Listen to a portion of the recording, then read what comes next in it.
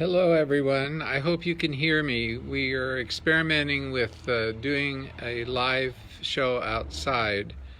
It has to be done on my iPhone, so I hope that you can hear me as I speak. Welcome all of you here today. It's a beautiful day and it's a wonderful Palm Sunday. I wanted to share with you something really great. Abigail and Nathan have started going to a Presbyterian church in Baltimore, and for the palms, the procession of the palms, they requested everyone to wave something green and then put it on video collage. And this morning it was on. It was so much fun. They were hanging their children upside down and waving them, and plants, and all I had was some cooked asparagus, which was quite wilted to say the least.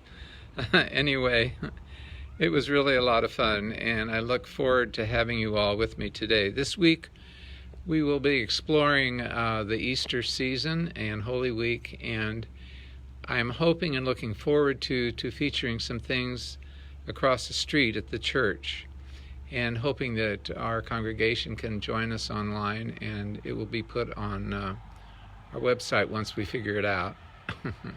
And there will be a special sharing on Maundy, Thursday, if all goes as planned. And in the meantime, we'll be exploring the grounds, and from the porch of where I live, which has plenty of room for all of us to stay 6 feet apart anytime we wish. Across the street, you will see Trinity Episcopal Church. It's one of the crown jewels of the Hunt country. It was built by Bunny Mellon and the Mellons and given to the community. It is one of the more amazing and beautiful structures in the United States, and I will get back to that. But in such a pristine setting, please have some tea. I've decided it's iced tea day. It's so beautiful out. It's warm. Spring is finally beginning to come. The bumblebees and the wasps are out, so you know it's coming. Anyway, as I sit here today, I've been in touch with my daughter Rachel in New York, and the gruesome plague that this has become is just really overwhelming. I encourage you all to pray for those you love, and please be in touch with those you love and reach out to anyone that might be in need. There are a lot of people in need for even food right now, and that is one thing that I would really like for any of you to do if there's any way you can. There are many ways to do it, and I would encourage you to do so. So I'm sitting on the porch of Gulick House, which has been a former rectory. It's been a lot of things. It was originally the foreman's house for the Mellons. They purchased it to be part of the church property, which bridges Route 50.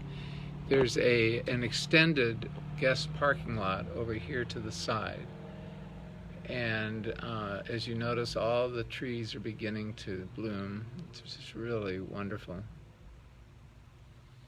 So the past few years, I've been privileged to live here as artist in residence. What does artist in residence mean? It means, basically, it means that I've been called to amplify, to enrich the teaching of the church, and to encourage outreach and community. And that's what I've sought to do, and I seek to do as I continue to act in this role. It's not a paid position. It's a position I do out of love, and I'm very thankful to be able to do it. The church across the street is built of native stone, and every detail in it refers back to early church history. When the original church faced south, the front door faced south and faced the highway, it was having problems, and the Mellons were asked if there's any way they could help. The other one was falling down. I think I'm not sure of the whole history, but termites or whatever. But it was facing the street about at the foot of where the tower is. You can see a small building right there where the car passed by, that I believe was where the original entrance was, or very close to it. So the whole building had to be replaced, and so Mrs. Mellon, with her impeccable taste and skilled and intelligent garden design, designed a church that is a living garden in which God dwells. And it's all built around the conception of an earlier conception of sacred space. I've talked a little bit about sacred space, and that's been my obsession since I lived here, and it's really my calling to continue to expand what that means. And each year it keeps expanding. I have named the house here the Bridge at Glimfeather Hallows, and actually that name belongs, it's just my own funny name, but that name belongs to the whole church property. Not only does the church bridge Route 50, which actually was one of the first roads from east to west. It goes all the way to Sacramento and down to Ocean City, Maryland. The behind the church is 40 acres, and if I can do it, I'm going to be exploring that with you.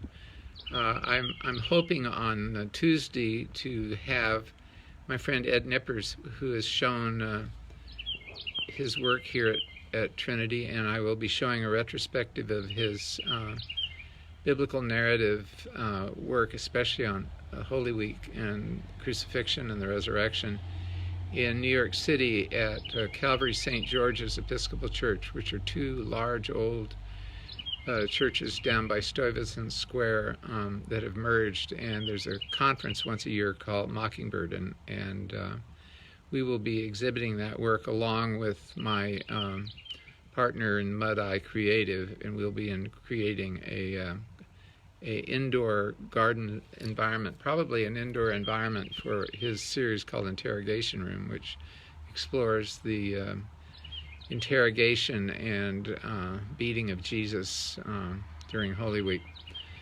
So getting back to the church, there are a lot of details that I'll share with you later. A lot of the architectural details, there's a wonderful book that represents it. The church is locked, and I'm hoping that on Monday, Thursday, I can do a small peek and video inside the church, just for all of you that are used to being here. I know it's so hard for us to be separated. I'm so thankful for Martin's sermon this morning and for that opportunity for us to be together. The church behind the church, over here to the right are several buildings. The far right one with the white shutters, or with the white windows, the tall one, is the thrift store that helps provide outreach money and all kinds of things, fuel, food, all kinds of things for the community. There is a garden building, and there's even an outhouse somewhere in the back. I've never found it, but it is working. Ha ha. Anyway, you never know what's going to happen with the way things are going. Anyway, behind the church is 40 acres that has been set aside by the congregation for ecclesiastical purposes. Its covenant is based on that, and all of this property is set aside for that purpose. Out behind is a beautiful outdoor chapel that has been designed at the top of a hill with a rolling view of all the hills on the Virginia countryside. I always get a thrill. One of the big features every year in the fall in October is the Blessing of the Hounds. And I've always get chills every time the blessing happens, because they read the psalm that says, I lift my eyes into the hills from which cometh my strength. And you're looking right out on the hills of the Blue Ridge. My wife, Twala, who many of you know, is also buried there. In the church, there's a church graveyard behind with a stone wall, and then these beautiful rolling fields with the outdoor chapel and seasonal plantings of dogwoods and all kinds of wildflowers from different seasons. Extended down, the actual property goes down to the creek and across, and down at the creek there's another council ring where the youth group can have a picnic. And if I can broadcast from there, I want to take you down there and show you something that looks exactly like the Garden Tomb. If you've seen the Garden Tomb in Jerusalem, it's really a wonderful place, and I'm praying that we can develop it and make it into a place of devotion and meditation. So I'm going to take you now on my porch, because some of the things that I installed for Holy Week in the church are here, because they belong to me, basically. But therefore I give them to be used for other purposes. Here's a better view of Ridge at Glenfeather Hallows. I'll share with you how that name became possible, but I'll probably do it tomorrow.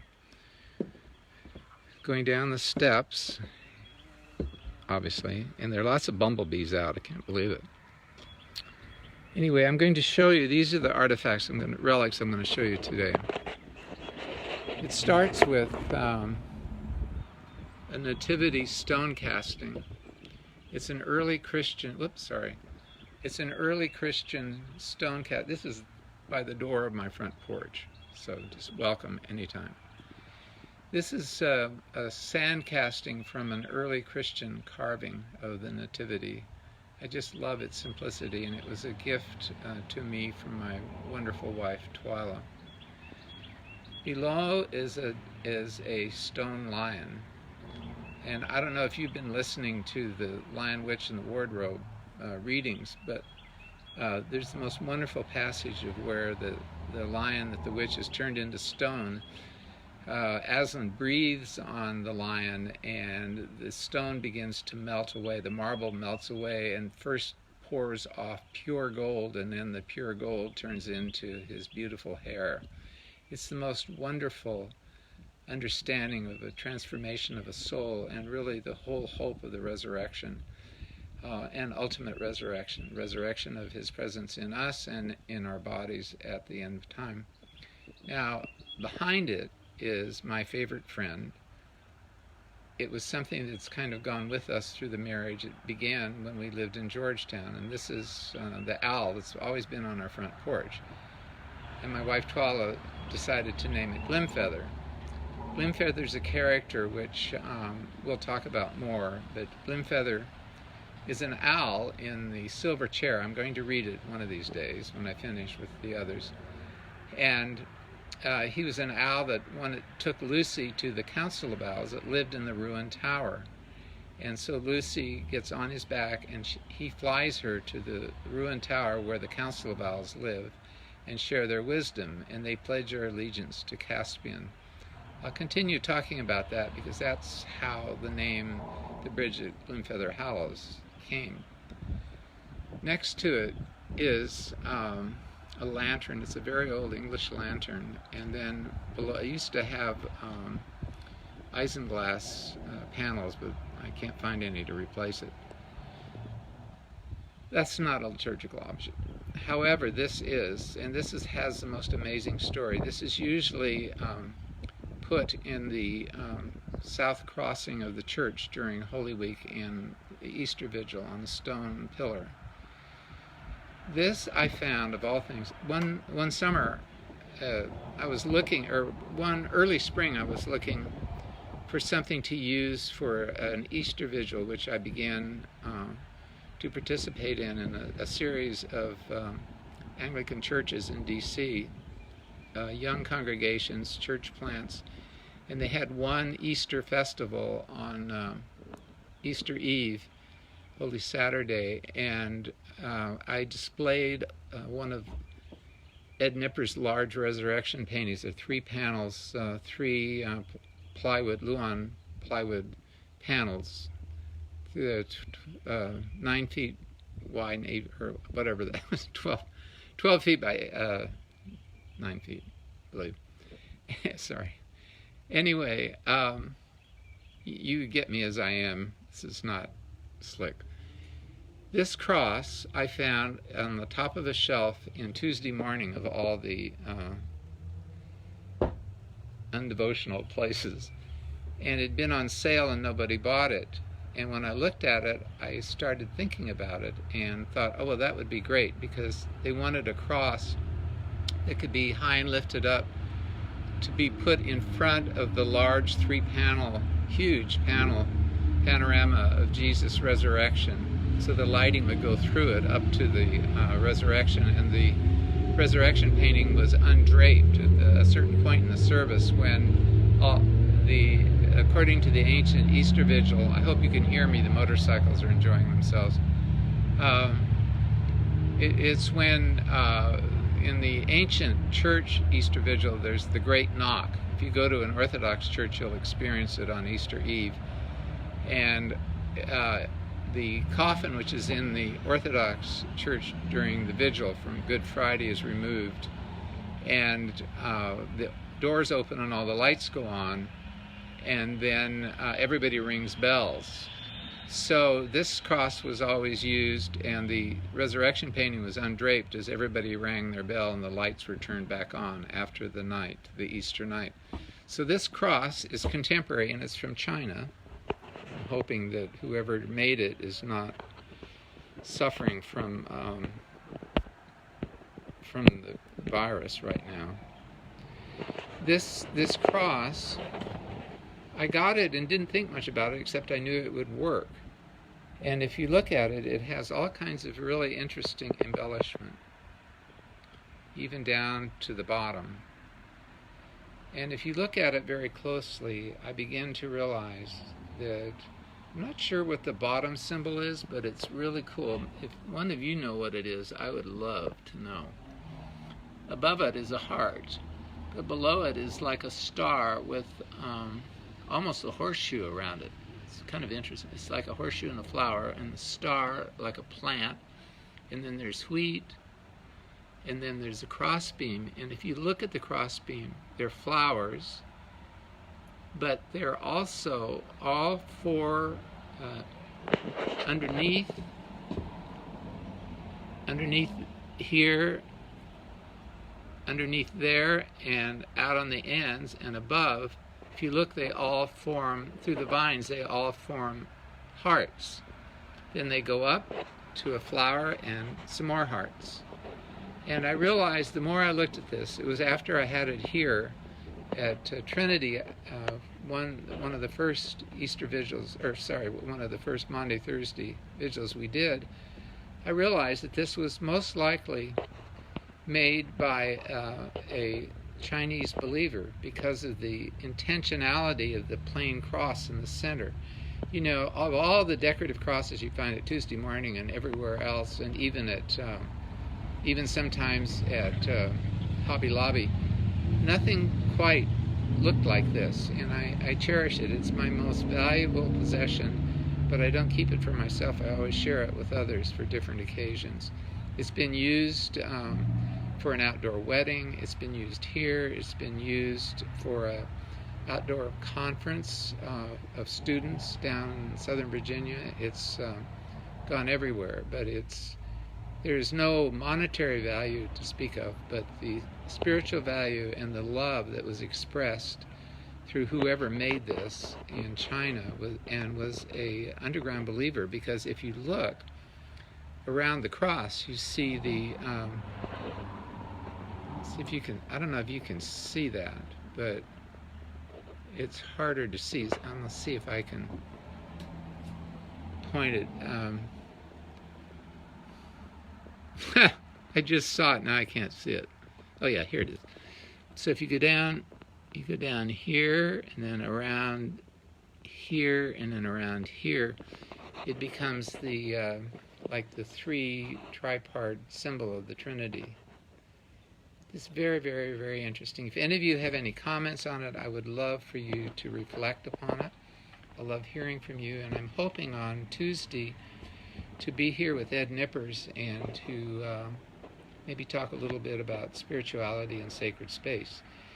What I leave with you today, the philosophical understanding of the building across the street, is one that is based in early Christian understanding and spirituality.